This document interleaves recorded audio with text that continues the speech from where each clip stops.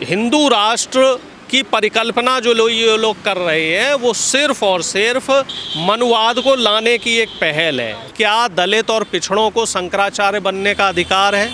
क्या दलित और पिछड़ों को मंदिर का पुजारी बनने का अधिकार है? कि दलितों का उत्पीड़न हो रहा है तो धीरेन्द्र शास्त्री जैसे लोग गायब हो जाते हैं, जब आदिवासियों का उत्पीड़न होता है, जब पिछड़ों का उत्पीड़न होता है तो धीरेन्द्र शास्त्री जैसे जो धर्मगुरु लोग हैं, जो अपने आप को धर्मगुरु बोलते हैं, जो देश का दलित और पिछड़ा है, आदिवासी है, ये सिर्फ वोट डालने के लिए हिंदू है, मुसलमानों के खिलाफ हिंसा फैलाने के लिए हिंदू है, कावड़ ढोने के लिए हिंदू है। कैसे देश में मनुस्मृति को लागू किया जाए, कैसे संविधान को कमज़ोर किया जाए, जो इस देश का दलित पिछड़ा और आदिवासी है उसको कैसे मुख्य धारा से हटाकर फिर से गुलामी की तरफ लाया जाए। और जब आप हिंदू राष्ट्र बनाने की मांग कर रहे हैं तो बीजेपी आरएसएस के लोग इनको शरण दे रहे हैं, इनको पुलिस प्रोटेक्शन दिया जा रहा है, इनको आरएसएस के लोग जो है सपोर्ट कर रहे हैं। देश संविधान से चल रहा है तो कोई भी धर्मगुरु इस तरह की यात्राएं निकालेगा तो उससे समाज में एक गलत असर पड़ेगा। कल को मान लीजिए कोई सिख धर्म का इस व्यक्ति इस तरह की यात्रा निकाले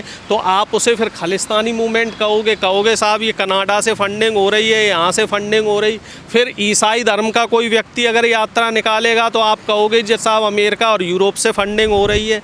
ऐसे जैन धर्म के लोग भी यात्राएँ निकाल सकते हैं, बौद्ध धर्म के भी निकाल सकते हैं, पारसी भी निकाल सकते हैं और मुसलमान भी निकालेंगे। फिर ये कोई सनातन धर्म एकता यात्रा नहीं है, ये सिर्फ अपनी दुकान चलाने की यात्रा है। कि धीरेन्द्र शास्त्री की जो दुकान ठंडी हो गई थी, उनकी टीआरपी डाउन हो गई थी, तो अपनी टीआरपी को बढ़ाने के लिए, चूँकि चुनावी माहौल था, चुनावी माहौल में सरगर्मियां बटोरने के लिए धीरेन्द्र शास्त्री ने यह यात्रा शुरू करी।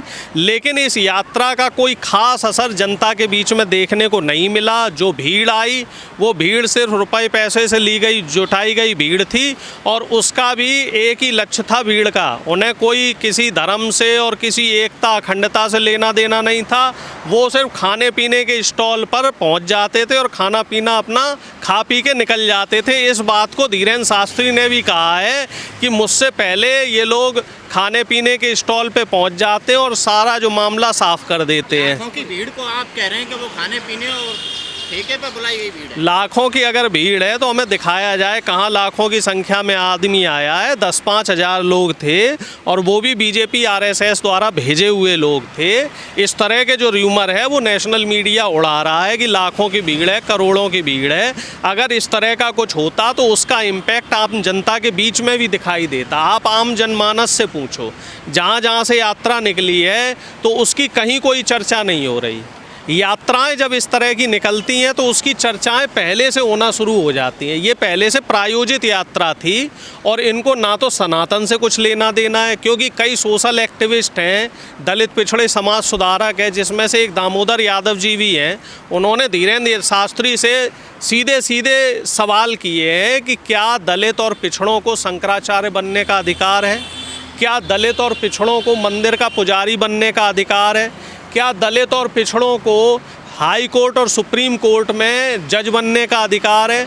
क्या दलित और पिछड़ों को प्रधानमंत्री अपने सचिवालय में लेंगे? आपको जानकारी है सचिवालय में कितने दलित पिछड़े सचिव हैं? ना के बराबर। आपको मालूम है कि सिर्फ 10 या 11% हाई कोर्ट और सुप्रीम कोर्ट में बहुजन जज हैं, जबकि उनकी आबादी 90% है। क्या हमारे जो दर्शक हैं उन्हें जानकारी है, धीरेन्द्र शास्त्री को जानकारी है कि जो हायर एजुकेशन में प्रोफेसर, असिस्टेंट प्रोफेसर होते हैं इस देश में 44 केंद्रीय विश्वविद्यालय हैं, उनमें प्रोफेसरों की संख्या कितनी है, उनमें विद्यार्थियों की संख्या कितनी है? मात्र 11 से 12%। तो जहाँ पर मौलिक अधिकार देने की बात आती है, उस संवैधानिक प्रक्रिया के तहत जो संविधान बाबा साहब भीमराव अंबेडकर बना गए थे कि कम से कम 50% जो देश का बहुजन है उसको सभी साधनों और संसाधनों में हक और अधिकार मिलना चाहिए, वहाँ तो ये धीरेन्द्र शास्त्री हक और अधिकार नहीं दिलवा रहे हैं। लेकिन जब बात आ जाती है मुसलमानों के खिलाफ हिंसा भड़काने की तो धीरेन्द्र शास्त्री इसमें आग में घी का काम करते हैं। जब बात आती है कि दलितों का उत्पीड़न हो रहा है तो धीरेन्द्र शास्त्री जैसे लोग गायब हो जाते हैं। जब आदिवासियों का उत्पीड़न होता है, जब पिछड़ों का उत्पीड़न होता है, तो धीरेन्द्र शास्त्री जैसे जो धर्मगुरु लोग हैं, जो अपने आप को धर्मगुरु बोलते हैं, तो ये लोग गायब हो जाते हैं। फिर इनका कोई भी भाषण नहीं आता, कोई भी इनकी तरफ से स्टेटमेंट नहीं आता कि दलित, पिछड़े और आदिवासी हैं वो हिंदू हैं, इनके ऊपर मनवादी विचारधारा के लोग कोई भी अत्याचार ना करें, कोई भी शोषण ना करें। फिर ये भेदभाव क्यों हो जाता है? क्या ये जो देश का दलित और पिछड़ा है, आदिवासी है, ये सिर्फ वोट डालने के लिए हिंदू है? मुसलमानों के खिलाफ हिंसा फैलाने के लिए हिंदू है? कावड़ ढोने के लिए हिंदू है? क्या इनको जो मौलिक अधिकार है, उन मौलिक अधिकारों के तहत जीने का अधिकार नहीं है? धीरेन्द्र शास्त्री कह रहे हैं जब तक हिंदू राष्ट्र नहीं बनेगा हम पूरे देश में यात्राएं निकालते रहेंगे। देश जो है संविधान लागू होने से पहले, यानी कि 1950 से पहले हिंदू राष्ट्र ही था। तब की उपलब्धियां हमें बता दीजिए कि जब देश हिंदू राष्ट्र था तब देश में क्या क्या अच्छे काम हो रहे थे।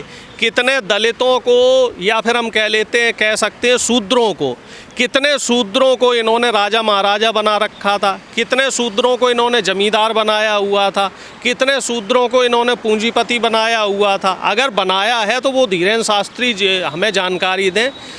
हिंदू राष्ट्र की परिकल्पना जो ये लोग कर रहे हैं वो सिर्फ और सिर्फ मनुवाद को लाने की एक पहल है कि कैसे देश में मनुस्मृति को लागू किया जाए, कैसे संविधान को कमज़ोर किया जाए। जो इस देश का दलित, पिछड़ा और आदिवासी है उसको कैसे मुख्य धारा से हटाकर फिर से गुलामी की तरफ लाया जाए। जो जाटव समाज का व्यक्ति है, जो अभी अधिकारी बने हुए हैं, इंजीनियर बने हैं, डॉक्टर बने हैं, बड़े बड़े MNCs में काम कर रहे हैं, उनको वहाँ से हटाकर क्या करना है, फिर इनको गुलामी करवानी है। यादव समाज के लोग, कुर्मी समाज के लोग, जाट समाज के लोग, गुजर समाज के लोग जो संविधान की ताकत से आज अपने बच्चों को पढ़ा लिखा रहे हैं, उनको मुख्य धारा में लाने की कोशिश कर रहे हैं। दलित और बहुजनों के बच्चे जो विदेशों में भी पढ़ रहे हैं, अगर ये देश हिंदू राष्ट्र बन गया तो दलित और जो बहुजन के बच्चे हैं वो विदेश में नहीं पढ़ पाएंगे। जिस तरह से हिंदू राष्ट्र की मांग कही जा रही है उसे पुलिस का और सरकार का पूरा संरक्षण प्राप्त है। जो लोग खालिस्तान की मांग करते हैं, मुस्लिम राष्ट्र की मांग करते हैं, तो उनके ऊपर क्यों कार्रवाई की जाती है? देखिए, एक बात समझ लीजिए, जब तक इस देश में RSS की विचारधारा की सरकार रहेगी, इस तरह के संगठनों को सरकार द्वारा संरक्षण मिलेगा। किसान जब आंदोलन कर रहा था तो किसान को खालिस्तानी बना दिया गया, आतंकवादी बना गया। मुसलमान CA NRC के लिए आंदोलन कर रहा था तो मुसलमानों को पाकिस्तानी और देशद्रोही बना दिया गया।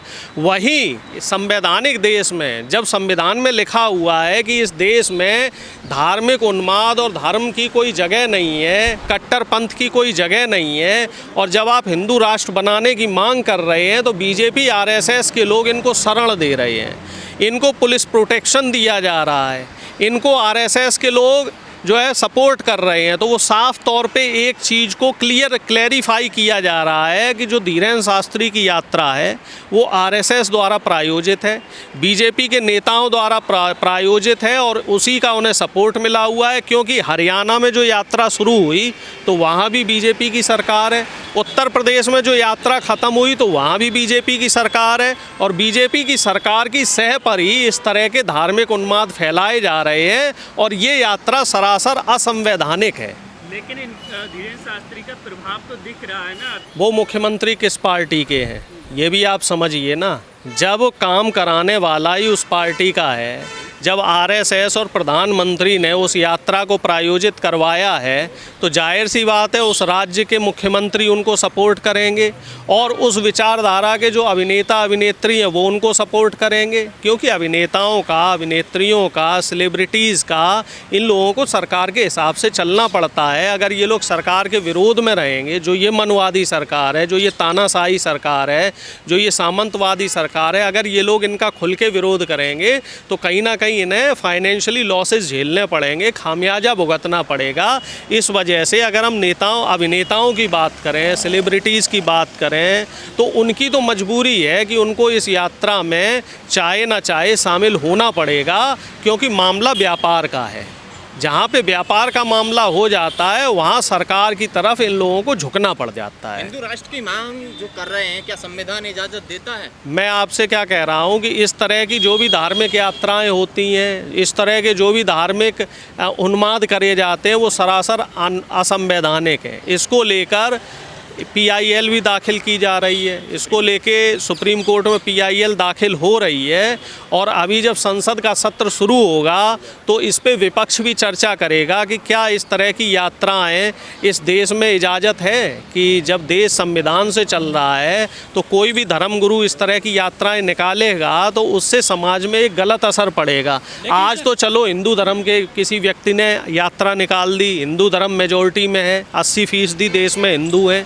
कल को मान लीजिए कोई सिख धर्म का इस व्यक्ति इस तरह की यात्रा निकाले तो आप उसे फिर खालिस्तानी मूवमेंट कहोगे साहब ये कनाडा से फंडिंग हो रही है, यहाँ से फंडिंग हो रही। फिर ईसाई धर्म का कोई व्यक्ति अगर यात्रा निकालेगा तो आप कहोगे जी साहब अमेरिका और यूरोप से फंडिंग हो रही है। ऐसे जैन धर्म के लोग भी यात्राएं निकाल सकते हैं, बौद्ध धर्म के भी निकाल सकते हैं, पारसी भी निकाल सकते हैं और मुसलमान भी निकालेंगे। फिर जब हिंदू इस तरह की यात्राएं निकालेंगे तो बाकी धर्म के लोग भी निकालेंगे, तो इससे इस देश का माहौल खराब होगा। वो ये कह रहे हैं कि जब ईसाई कंट्री हो सकते हैं, बुद्धिस्ट कंट्री हो सकते हैं, इस्लाम कंट्री हो सकते हैं, तो एक हिंदू कंट्री क्यों नहीं हो सकता? देखिए, हिंदू कंट्री नेपाल है तो सही, नेपाल हिंदू देश बना और नेपाल ने अपना खामियाजा भी भुगत लिया कि वहाँ किस तरह से अस्थिर सरकार है। जहाँ जहाँ भी कट्टरपंथ बढ़ा है उस देश का बुरा हाल हुआ है। गल्फ़ के तमाम कंट्रीज़ हैं, चाहे ईरान हो, इराक हो, पहले ये प्रोग्रेसिव थे, ये लोग डेमोक्रेसी में बिलीव करते थे, तो ये देश ग्रोथ कर रहे थे। और अब देखिए, अब जो ये तमाम देश हैं ये कट्टरपंथ की तरफ बढ़ गए हैं और इन देश को देखिए आप तरक्की इनकी रुक गई है। और हमारे देश की भी, मैं आज एक आर्टिकल पढ़ रहा था 2012 में, टाइम मैगज़ीन के फ्रंट पेज पे आया हुआ था, 2012 की बात है। टाइम मैगज़ीन में ये लिखा था कि भारत और चीन की आगे आने वाले समय में अर्थव्यवस्था को लेके एक टक्कर होने वाली है। ये बात है 2012 की। लेकिन क्या आज की तारीख में हम चीन से किसी मामले में मुकाबला कर सकते हैं? नहीं कर सकते, क्योंकि हम लोगों ने गलत ट्रैक पकड़ लिया। हम लोग प्रोग्रेसिव विचारधारा को छोड़कर अब हम लोग कट्टरपंथ की तरफ बढ़ रहे हैं और यही वजह है कि हम लोग तरक्की में कहीं ना कहीं बहुत पीछे छूट चुके हैं। और अगर इसी तरीके से धार्मिक उन्माद को ये सरकारें बढ़ावा देती रहेंगी तो देश तरक्की नहीं करेगा, देश पीछे की तरफ जाएगा।